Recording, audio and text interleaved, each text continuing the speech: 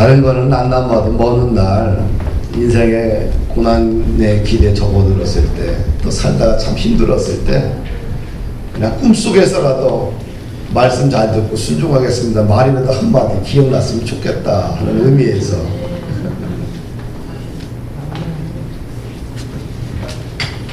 우리 여러분들도 좀 한번 해볼까요? 말씀 잘 듣고 순종하겠습니다. 말씀 잘 듣고 순종하겠습니다. 아멘. 이스라엘 백성들에게 하나님 주신 3대 절기가 있는데 6월절과 맥추절과 그 다음에 초막절입니다. 6월절은 이스라엘 백성들이 애굽에서 430년 동안 노예 생활하고 독립된 그날을 기념하는 것이지요. 그래서 이스라엘 백성들이 애굽에서 출애굽할 때, 노예로서 해방될 때 이제 10번째 재앙에 애굽 왕이 이제 손을 들지요. 10번째 재앙이 뭐냐면 애굽의 첫 새끼들, 처음 난 것들을 다 이제 죽이는 거지요. 그래서 어린 양을 잡고서요, 그 다음에 어린 양의 피를 문설주 좌우 임방에 뿌리게 되면 죽음의 천사가 피가 있는 집은 넘어가고 피가 없는 집은 들어가서 첫 것은 무조건 다 죽입니다. 그 사건으로 애굽이 거의 이제 망하게 됩니다. 그것을 인해서 이제 이스라엘 백성들이 이제 애굽의 종에서 노임받게 되고 출애굽을 하게 되지요. 그래서 6월절 때는 어떤 음식을 먹었냐? 무교병을 먹어요. 그 다음에 양고기를 갖다가 불에 구워 먹습니다. 무교복이라는 것은 누룩이 들어있지 않는 거죠. 우리가 빵을 만들려면 어떻게 돼요? 누룩을 집어넣고 그 다음에 부풀고 발효되는 기간을 거쳐서 이렇게 부드러운 빵을 먹는데 지금 급해요. 그렇죠? 애굽을 출발해야 돼요. 누룩을 집어넣고 빵을 구울 시간이 없어요. 그래서 하나님이 누룩 없는 빵을, 무교복을 먹게 해요. 그 다음에 쓴나물을 먹게 합니다. 정말 이 쓴나물의 의미도 다양하겠지, 그렇죠? 어떤 집은 피가 없는 집은 어떻게 해요? 첫 새끼들이 다 죽는 거죠. 첫 아들도 죽고 그 다음에 가축도 죽고 다 죽어. 이 고기지요. 이스라엘 백성들에게 기쁨의 날이지만 애굽 사람들에게는 아주 슬픔과 쓰디쓴 날이겠지요. 그래서 그날을 영원히 잊어버리지 말고 기억하라. 그래서 6월절에 이제 동일한 행사를 합니다. 그리고 6월절 전야 끝나고 나서 아침서부터 7일간 하나님 앞에 예배하며 지내는 축제의 기간이 무교절이다, 이렇게 그래요. 그래서 6월절, 무교절 같이 사용합니다. 그 다음에 초막절이 있어요. 초막절은 갖다가 77절이라고도 하고 그 다음에 오순절이라고도 이야기를 해요. 6월절 끝나고 나서 49일 지나서 50일째 하나님 앞에 드리는 것을 갖다가 뭐라 그래요? 77절. 그 다음에 예수님이 승천하시고 나서 성령 강림한 날을 갖다가 계산해 보니까 오순절, 신약적으로. 그래서 세 가지 용어로 쓰기도 합니다. 근데 이 초막절은 이스라엘 백성이 40년 동안 광야 생활을 했어요. 그리고 40년 만에 정말 적과 꿀이 흐르는 가나안 땅에 입성을 했어요. 이제는 하나님이 주신 내 땅에서, 내 집에서, 내 토지에서 처음으로 심어가지고 열매를 거뒀어요. 얼마나 기쁘겠어요. 광야 40년 동안 하나님이 주신 만나를 먹고 살았어요. 그런데 이제 내 땅에서, 내 집에서 내가 땀을 흘리고 수고해서 얻은 첫 번째 열매예요. 그 기쁨이 얼마나 크겠어요. 그 첫 열매를 수확하고 나서 드린 것이 뭐예요? 초막절이에요. 그래서 이 첫 열매, 첫 수확을 영원히 기억하라. 할렐루야. 그래서 초막절을 이스라엘 백성들이 영원히 하나님이 지키라고 해서 지키고 있는 거지요. 근데 오늘날 산업사회가 되면서 사실은 뭐 초막절의 의미가 거의 사라져가고 있지요. 그렇죠? 이 과거에는 뭐 다들 농사 짓고 살아가지고 농업사회이기 때문에 초막절이 의미가 있어요. 우리가 가을에 농사를 거둬들이고 나면 사실 겨울과 1, 2월 나게 되면 춘, 3월 되면 춘궁기가 찾아와요. 겨울 양식이 다 떨어졌어. 그러면 그때 바라보는 게 뭐예요? 밭에 밀과 보리를 심어요. 저 어렸을 때 우리나라 거의 농토에는 밀과 보리를 다 심었어요. 그 수확을 기다리는 거예요. 그 수확을 해서 또 여름 나고 그 다음에 가을에 또 추수해서 또 그 다음에 겨울을 나고 이렇게 어렵게 살았던 민족입니다. 그래서 맥추절 하게 되면 보리 수확하고 밀 수확하고 하나님 앞에 감사드리는 맥추절을 다 지켰지요. 어떻게 보면 이 맥추절의 의미는 그냥 청년들에게 부모 밑에서 평생 살다가 오늘 산업사회에서 이렇게 적용할 수도 있죠. 부모가 주는 밥과 부모가 주는 옷을 부모가 주는 등록금 갖고 공부하다가 이제 공부해가지고 내가 내 손으로 첫 직장을 얻었어. 스스로 직장을 얻고서 그 다음에 거기서 나서 첫 월급을 받았을 때 그 기쁨과 어쩌면 같지 않을까라는 생각이 듭니다. 그 다음에 초막절이 있죠. 초막절은 이스라엘 백성들이 광야 40년 동안에 장막에서 살았죠. 네. 그래서 이제는 장막을 살다가 이제는 가나안 땅에 들어가서 장막에 안 살잖아요. 집에서 살잖아요. 그래서 1년에 농사를 다 짓고 나서 수확을 하고 나서 그 다음에 광야에서 광야 40년을 기억하면서 그다음에 초막을 짓고 장막을 짓고 거기서 하나님 앞에 한 주간 축제로 예배를 드리는 이것을 영원히 지켜라. 오늘날 이 장막절, 초막절은 장막절, 이 초막절을 갖다가 추수감사절로 우리가 현대적인 의미로 해석해서 지키고 있습니다. 그래서 이 절기의 특징은 뭐냐? 간단합니다. 하나님이 나에게 베풀어 주신 구원의 은혜를 기억하고 감사로 예배로 나가는 거예요. 할렐루야. 그래서 일단 기억하는 거예요. 네. 이 절기의 특징은 뭐예요? 하나님이 우리 교회와 민족과 내 인생 가운데 함께 하셨던 은혜를 기억하고 그 다음에 감사로 고백하는 날, 특별히 감사로 고백하는 날이 절기 예배의 특징입니다. 그래서 기독교는 말입니다. 은혜를 기억하고 그 다음에 감사를 뭐로 표현해? 예배로 표현해 가는 거예요. 그래서 기독교는 예배로 시작해서 예배로 마감하는 거예요. 그래서 예배가 신앙입니다. 할렐루야. 우리가 왜 예배를 드려야 되느냐? 예배는 가장 중요한 신앙의 기본이에요. 또 전부입니다. 그래서 교회는 예배로 시작하고 예배로 마무리 짓고 또 개인의 인생과 모든 것도 예배로 시작해 예배로 마무리 짓는 거예요. 절기의 중심은 예배다. 그 예배 속에 뭐가 있냐? 감사를 표현하는 날이다. 그래서 우리 인생에 예배가 무너졌다 하는 것은 진짜 다 무너진 것과 같아요. 사랑하는 여러분들, 내 인생 가운데 우리 가정 가운데 예배가 무너졌다? 그러면 어떻게 돼요? 다 무너졌다고 봐야 돼요. 왜? 예배는 기독인들의 전부기 때문에 그렇습니다. 예배를 통해서 하나님께 영광 돌리잖아요. 또 예배를 통해서 하나님께 감사의 기도를 드리잖아요. 또 예배를 통해서 하나님께 아뢰잖아요. 또 예배를 통해서 하나님의 위로를 받잖아요. 그래서 기독인들은 예배로 시작해서 예배로 마무리돼야 돼요. 그래서 우리들의 인생 가운데 다 예배로 시작하고 예배로 마무리가 돼야 돼요. 오늘 10편 136편은 특징이 있어요. 매 구절마다 반복되는 말이 있는데 뭐가 있어요? 여호와께 감사하라. 네? 여호와께 감사하라. 그 선하시며 그 인자하심이 영원하미로다. 신들 중에 뛰어난 하나님께 감사하라. 주들 중에 뛰어난 주께 감사하라.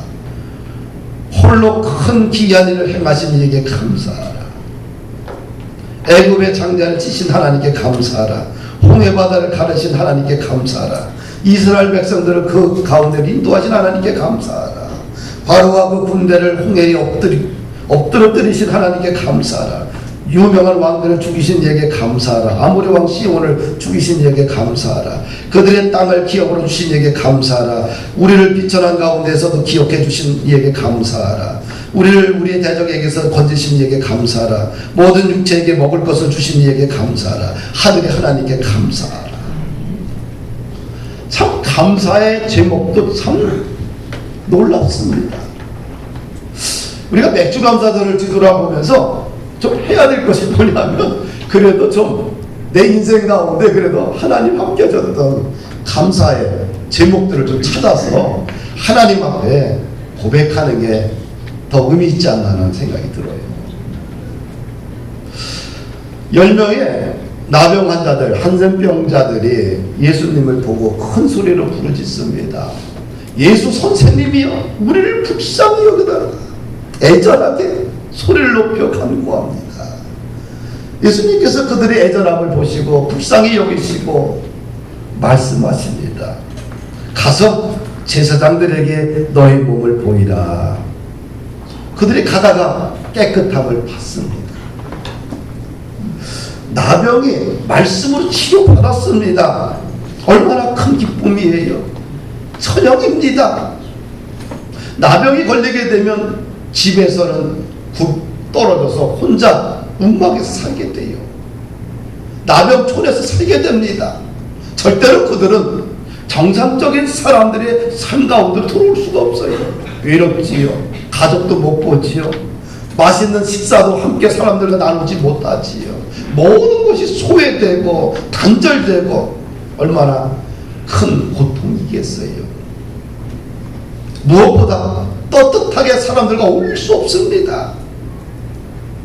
그런데 그 10명 중에 한 명이, 고침을 받은 10명 중에 한 명이 큰 소리로 하나님께 영광을 돌리며 돌아와서 예수님의 발 앞에 무릎을 꿇고 감사의 고백을 해요. 예수님이 좋았을까 싫었을까? 예수님이 좋았어요.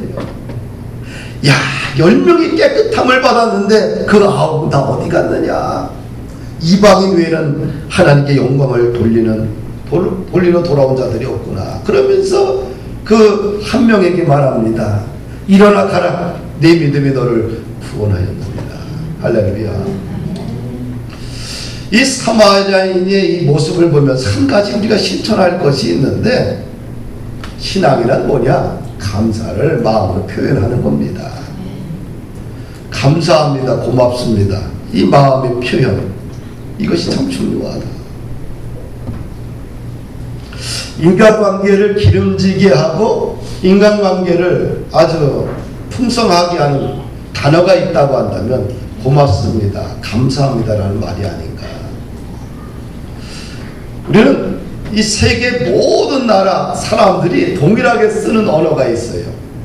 첫째는 자녀를 태어나게 되면 가르치는 단어가 있는데 엄마, 아빠라는 단어를 가르쳐요. 그 다음에 세 번째 가르치는 단어가 뭐냐면 고맙습니다 라는 단어를 가르쳐요. 피부도 다르고 언어도 다르고 나라도 다르고 생김새도 다르고 그 다음에 삶의 수준도 다 다르지만 세계 모든 사람들이 자녀를 낳고서 가르치는 언어가 동일하다는 얘기예요. 엄마, 아빠, 그 다음에 고맙습니다. 왜 이렇게 동일하게 가르칠까? 왜 고맙습니다라는 말이 이렇게 중요할까? 그 속에 깃들인 지혜를 알고 있기 때문에 그래요. 왜? 인간은 행복하기를 원합니다. 자녀를 낳게 되면 이 자녀가 행복하게 살기를 원합니다. 이것이 부모의 마음 아니겠어요? 내 자녀가 불행하게 살기를 원하는 부모는 아무도 없습니다. 행복하게 살기 위해서는 내 자녀가 어떻게 살아야 되는지를 부모들은 알아요. 왜? 조상 때로부터 내려온 습관화된 삶의 지혜가 있어요. 그것이 뭐예요? 아, 고맙습니다, 감사하다는 언어라는 거지요. 때로는 인생이 힘들고 어렵고 고통 속에 있을 때에 어떻게 하면 그 고난을 뚫고 나갈 수 있을까?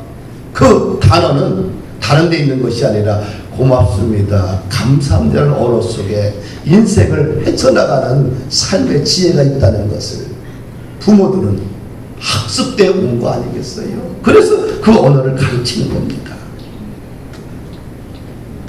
그래서 아이들을 키우면서 뭘 주면서 얘야 고맙습니다라고 말해야지. 그걸 훈련시키냐 끊임없이. 그래야 인생이 행복해지고 인생의 고난을 뚫고 나갈 수 있는 에너지를 얻기 때문에 그렇습니다.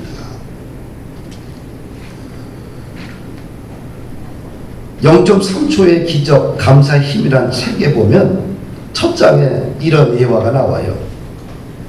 앤과 친구 데비가 이제 자전거를 타고 산길을 달려갑니다. 근데 커브를 도는 순간 어떤 물체가 나타나면서 동시에 앤이 땅바닥에 쓰러지면서 갑자기 숲속으로 앤이 끌려갑니다. 친구 더비가 자전거를 내려놓고 쫓아가서 친구의 발을 잡습니다. 그것은 뭐냐면은 이 제기어라는 동물입니다. 이 제기어가 친구 앤의 목을 확 물고 끌고 들어가는 거예요.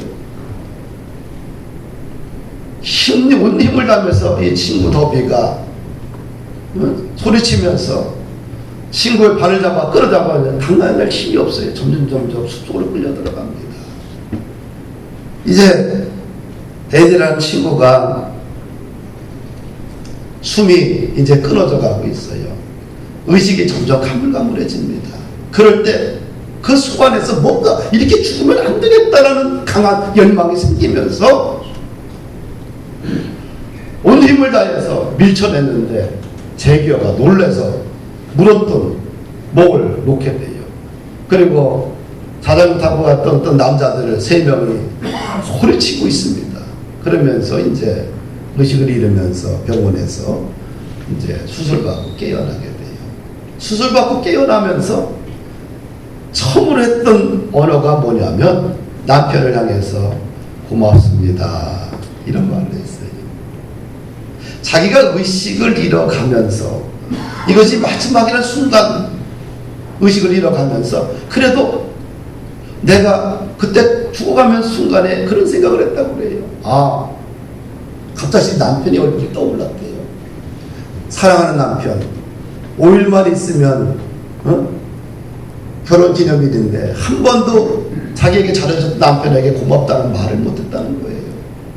그것이 가슴이 아팠대요. 그 순간 자기 안에 없던 힘이 나오면서 이 제교를 밀치면서 살아나게 되는데 사랑합니다라는 말을 한 게 아니라 눈 뜨자마자 남편을 향해 고맙습니다 말을 했다고 그래요. 할렐루야. 맥주 감사절을 우리가 맞이하면서 좀 고맙습니다 이 말 한마디 좀 넉넉하게 하면 좋지 않겠나 싶으네요. 우리 저 옆 사람과 좀 고맙습니다 한번 해봅시다. 남편이 있으면 당신 고마워, 또 자식이 있으면 고맙다 하더라. 옆에 권사님 집사님 있으면 집사님 권사님 고맙습니다.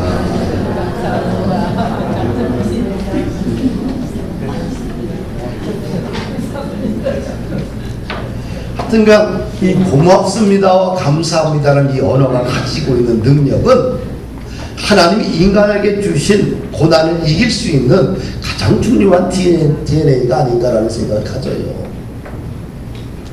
우리 학생들도 학교에 가면 선생님들을 만나잖아요. 선생님들이 보면 선생님들한테 고맙습니다 감사합니다. 또 친구들 만나면 고마워 감사해 이런 언어를 좀 달고 살면 인생이 좀 더 밝아지지 않겠나. 할렐루야.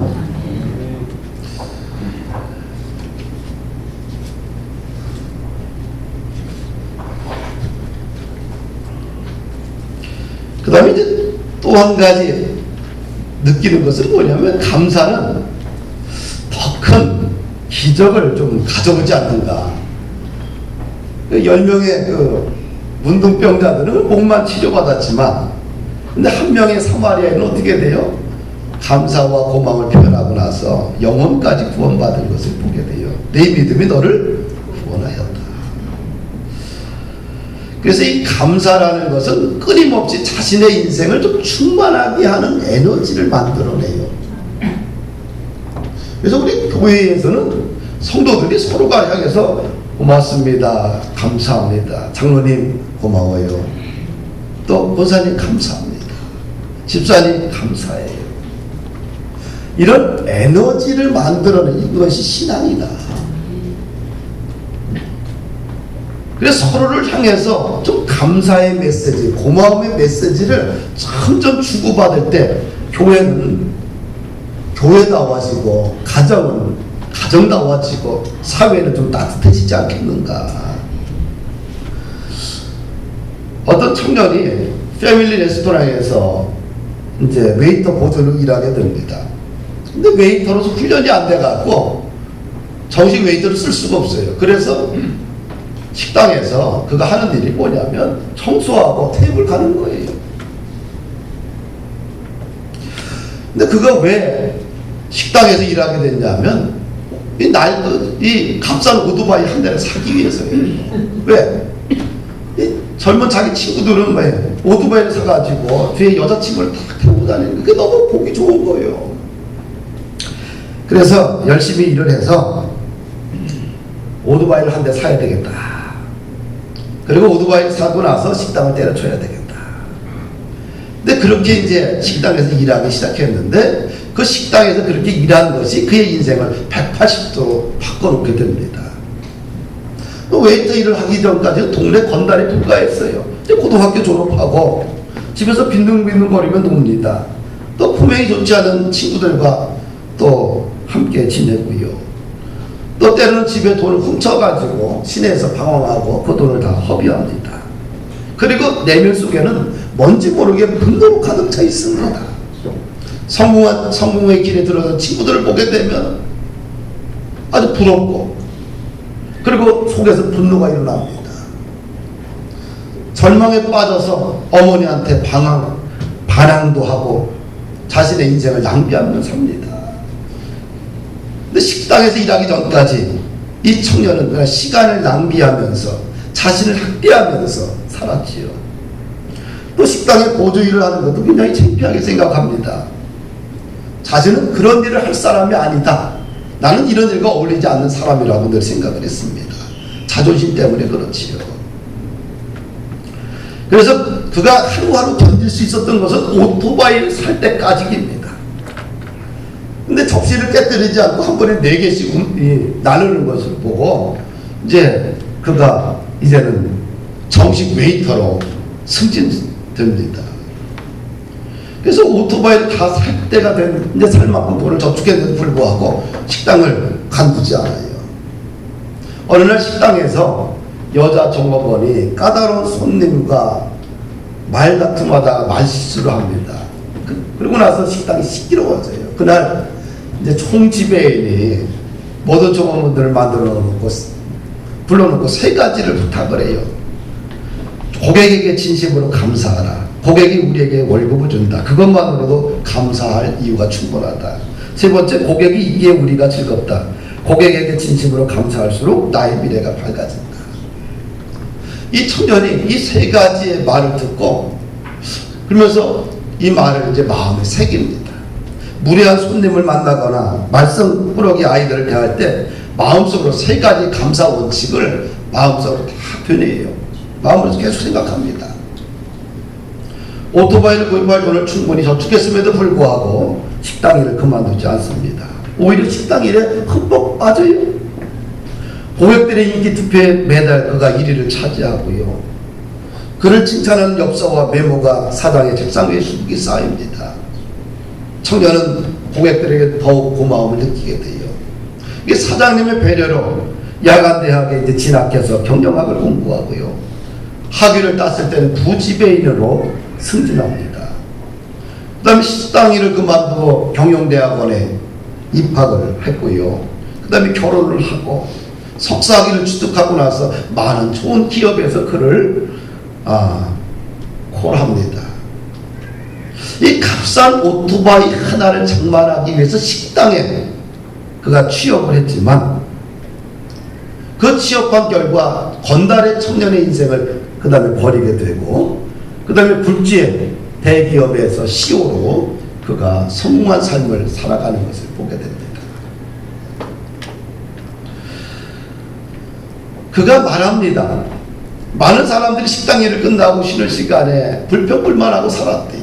근데 자신은 불평불만하지 않고 마음속에 늘 감사를 가지고 감사를 표현하며 살았다는 겁니다.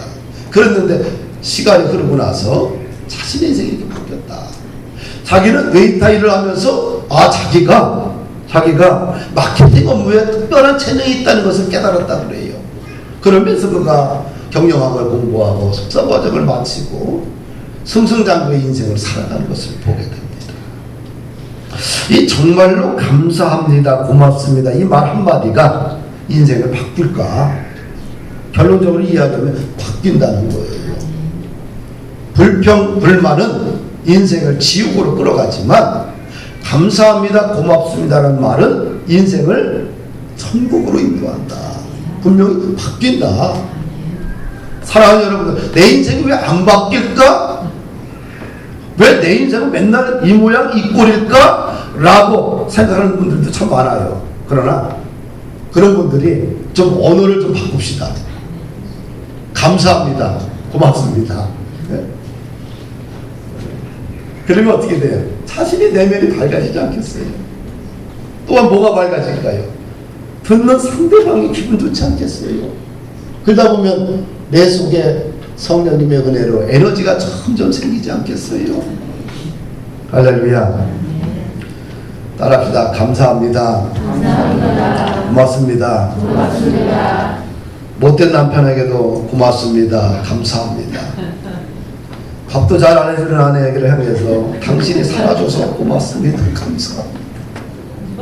공부 안 하고 속세기를 자식을 향해서 야, 너는 왜 이렇게 건강하냐? 고맙다. 내 아들로 태어나서 얼마나 감사한지 모른다. 조박지만 말고 어떻게 돼요? 감사합니다. 고맙습니다. 그리고 분명하게 역사는 일어납니다. 하루를 아침을 불평으로 시작하게 돼봐요. 하루 온종일 불평에 지배를 받잖아요. 그래서 아침에는 어떻게 돼요? 말씀과 찬양과 기도로 내 마음을 즐겁고 감사한 마음으로 가득 차게 하는 것이 신앙의 원리예요. 인생의 원리고요. 그래서 내 아침을, 내 인생의 하루를 불평, 불만과 좀 단절시켜야 돼요. 그래서 이 하루를 좀 건강하게 기쁘게 살아갈 수 있도록 위해서는 찬양과 말씀과 기도로 내 삶을 자꾸 신선하게 좀 만들어야 됩니다. 성경이 이렇게 얘기를 해요. 아무것도 염려하지 말고 다만 모든 일에 기도와 간구로 너희 구할 것을 감사함으로 하나님께 아뢰라. 할렐루야. 그리하면 모든 지강에 뛰어난 하나님의 평강이 그리스도 예수 안에서 너희 마음과 생각을 지키시리라. 너희 마음과 생각을 지키시리라. 감사함으로 하나님께 아뢰면, 그리하면 너희 마음과 생각을 하나님이 지켜주신다고 합니다. 또 항상 기뻐하라, 쉬지 말고 기도하라, 범사에 감사하라. 이것이 그리스도 예수 안에서 너희를 향하신 하나님의 뜻이니라. 할렐루야. 성숙한 그리스도인과 비성숙한 그리스도인의 어떤 구별점, 차이점이 뭘까요? 세 가지 아니겠어요? 그렇죠? 항상 기뻐하고 쉬지 말고 기도하고 범사에 감사한 것. 성숙한 그리스도인은 그렇게 살고 비성숙한 그리스도인들은 정반대로 살겠지요. 그럼 인생은 막히게 되는 거지요. 어둠의 지배를 받고 원수막의 사단의 지배를 받게 되겠지요. 그러나 거꾸로 항상 기뻐하고 쉬지 말고 기도하고 범사에 감사하게 되면 성령님의 지배를 받지 않겠어요? 따라합시다. 감사는 신앙이다. 두 번째는 이 136절에 특징이 있는데 매절마다 또 나오는 특징인데 그 인자하심이 영원합니다. 여호와께 감사라. 그의 그런 선하시며 그 인자하심이 영원합니다. 그 인자하심이 영원합니다. 함이로다. 이 말이 계속해서 26절까지 반복하고 있어요. 이 136편을 쓴 시인은 창세 이후에 이스라엘 역사를 돌아보면서 하나님의 인자하심은 영원하다는 점을 찬양하고 있는 거예요.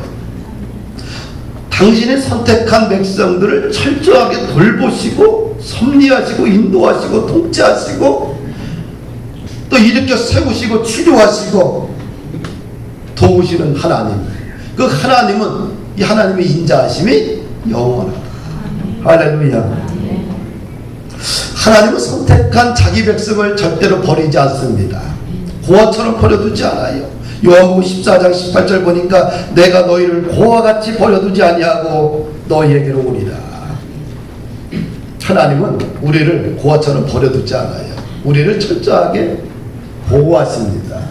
왜? 그분의 선하시고 인자하심은 영원하기 때문에 그렇습니다. 이사야 선지자가 예루살렘의 회복을 하나님의 말씀을 이렇게 전합니다. 여인이 어찌 그 젖먹는 자식을 잊겠으며 자기 태에서 난 아들을 긍휼히 여기지 않겠느냐. 그들은 혹시 잊을지라도 나는 너를 잊지 아니할 것이다. 이 부인이 자기 자식을 잊을지라도 나는 너희를 잊어버리지 않겠다. 예루살렘의 회복을 하나님께서 이언하고 있는 말씀이지요. 너희들의 나라가 회복될 것을 믿지 않을지라도 나는 너희들이 회복될 것을 믿는다. 버려두지 않는다. 잊어버리지 않는다. 절대적으로 당신이 선택한 백성들을 버리지 않는 하나님, 선하고 인자하신 하나님을 이야기하고 있어요. 예수님께서 부활승천 하시면서 우리에게 뭘 줬어요? 보혜사 성령님을 보내주시겠다고 말씀해 주셨어요. 성경에 보니까 내가 아버지께 구하겠으니 그가 또 다른 보혜사를 너희에게 주사 영원토록 너희와 함께 있게 하리니 그는 진리의 영이라 세상은 능히 그를 받지 못하나니 이는 그를 보지도 못하고 알지도 못함이라. 그러나 너희는 그를 아나니 그는 너희와 함께 거하시며 또 너희 속에 계시겠습니다. 예수님께서 제자들에게 이 땅을 자기는 떠나는데 내 뒤에 누굴 보내겠다? 보혜사 성령님을 보내주시겠다. 그분이 너희와 함께 하겠다는 거예요. 당신의 자녀들을 돌보신다는 거지요. 영원토록 돌보시는 하나님. 볼지어다 내가 세상 끝날까지 너희와 항상 함께 있으리라. 우리가 믿는 하나님은 영원토록 우리를 보호하신 하나님이에요. 요즘 한일 관계로 인해서 참 속상한 분들이 참 많아요. 이 나라 대한민국 사람들은 다 속상하지요. 저도 속상합니다. 과거에는 총칼로 한반도를 침략을 해서 일제히 식민지로 삼았는데 지금은 뭐예요? 무역법을 통해서 대한민국을 식민지로 삼습니다. 우리나라는 반도체 완성품을 팔아서 먹고 사는 나라예요. 일본은 소재, 부품들을 개발을 해서 세계 시장에 팝니다. 그런데 핵심 부품이 없으면, 가장 중요한 핵심 부품이 없으면 반도체도 뭐든 다 완성이 안 돼요.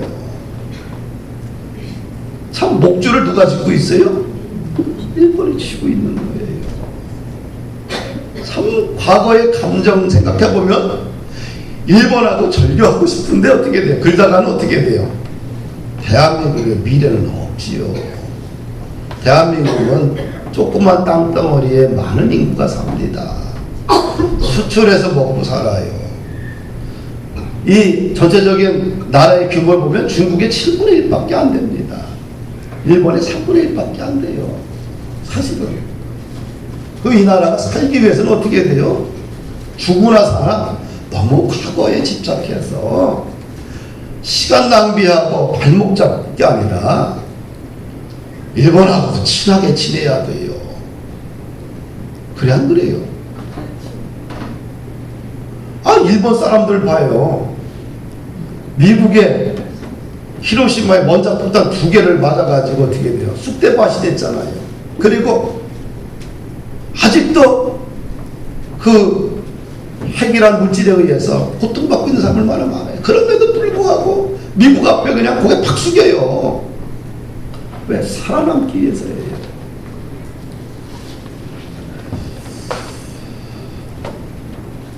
이 대한민국의 이 수많은 교회들 앞으로 해야 될 일이 얼마나 많아요. 한국의 교회들이 통일 대한민국에 대해서 세계 열방에 다시 복음 들고 가야 되지 않겠어요? 한국의 지금 상황 앞이 정말 참 앞이 안 보입니다. 중국은 팔찌, 일본은 부품 소재를 갖다 끊는다고 얘기를 하지. 그러면 그렇게 되면 대한민국의 미래가 어떻게 될까요? 또 우리끼리는 전부 다 친북, 친중하다고 난리지. 일부 사람들은. 그러면 나라 꼴이 되겠어요. 보면 좀 답답해요. 그런데 소망을 하나 갖는데 뭐냐? 이 대한민국은 하나님이 특별한 은혜를 주시고 복을 주셔서 하나님의 분명히 장자 교회로 사용하실 것이다. 당신이 선택한 100년 전에 선교사들을 통해서 선택한 이 민족 하나님이 버리지 않을 것이다. 왜? 하나님은 선하시고 인자하심이 영원하기 때문에 그 하나님의 그 인자하심과 선하심 앞에 그래도 위로를 받는 거예요. 할렐루야. 때로는 나라의 앞날을 보면서 나나 여러분들이랑 참 걱정이 많습니다. 그러나 믿음으로 또 원수까지 또 사랑하면서 또 함께 우리가 품을 수 있는 교회가 좀 됐으면 좋겠다. 일부 사람들이 불매운동을 하고 일부 사람들이 댓글을 갖다가 악하게 달고 소리치게 되면 점점 반일 감정, 반한 감정이 점점 쌓이지 않겠어요? 그렇죠? 국민들만큼이라도 좀 의식 수준이 좀 높아졌으면 좀 좋지 않겠나. 기업이 망하고 우리 애들의 삶이 힘들어지게 되면 어떻게 되겠어요? 공동체는 함께 추락하는 거 아니겠어요? 우리는 IMF를 경험해 봤는데 흑자 부도가 얼마나 많이 나요. 부도 날 때 부도 나야 되는데 흑자 부도가 너무 많아요. 그러면 너무 많은 사람들이 고통당하고 그로 인해서 자살하고 가정이 파괴되는 걸 보지 않았어요. 다시 그런 끔찍한 일들이 일어나지 않도록 국가가 좀 더 힘을 좀 기르고 또 우리 국민들도 좀 정신을 좀 더 차리고 그리고 하나님 앞에 더 기도하며 믿음으로 좀 들고 나갔으면 좋겠습니다. 말씀을 마칩니다. 감사하며 삽시다. 네? 할렐루야.